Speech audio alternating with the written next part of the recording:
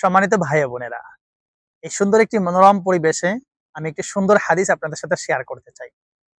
যেই হাদিসে রাসূলুল্লাহ বলেছেন, মা মিন যামবিন আজদারু আইয়ুআজ্জালা লিসাহিবিহিল উকুবা মাআ মা ইউদ্দাখরু লাহু মিনাল বাগয়ি ওয়া কাতিআতির রাহিম।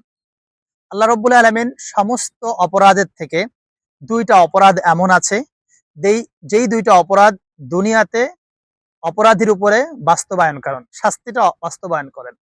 এক নম্বর হলো মিনাল বাগিয়ি ও কতিআতির রহিম। এক নম্বরে পিতামাতার অবাধ্যতা, পিতামাতার অবাধ্য সন্তান। যে সন্তানরা তার পিতামাতার সাথে বেয়াদবি করে, যে পিতামাতাকে নেগলেক্ট করে, অপমান অপদস্থ করে, প্রপারলি তাদের হক আদায় করে না, কথা দিয়ে কষ্ট দেয়, অর্থ দিয়ে কষ্ট দেয়, নানানভাবে কষ্ট দেয়, এই অপরাধীকে আল্লাহ রাব্বুল আলামিন আখিরাতে তো শাস্তি দিবেনই, দুনিয়াতেও আল্লাহ তার শাস্তি বাস্তবায়ন করবেন।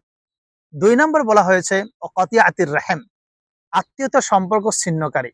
আজ আমাদের আত্মীয়তার সম্পর্কটা কেমন যেন টাকার সাথে রিলেটেড হয়ে গিয়েছে।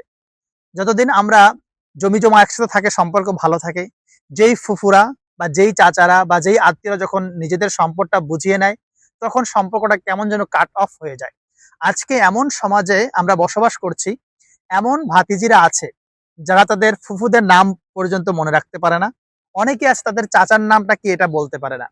ইভেন অনেক সময় দেখা যায়, খুব আনফরচুনেটলি, আমি একদিন একজনকে জিজ্ঞেস করেছিলাম যে তোমার দাদা কি বেঁচে আছে।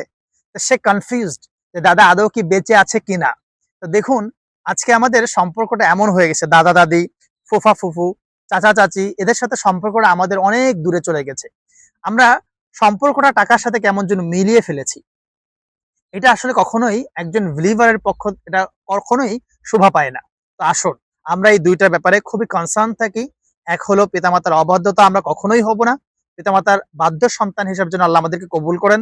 আর দ্বিতীয়ত, আত্মীয়তার সম্পর্ক যে কোনো মূল্যে হোক, যে কোনো স্যাক্রিফাইস ওয়েতে হোক, আমরা যেন এটা মেনটেন করতে পারি। আল্লাহ আমাদেরকে সেই তৌফিক দান করুন। আমিন। ওয়াসসালামু আলাইকুম ওয়া রাহমাতুল্লাহ।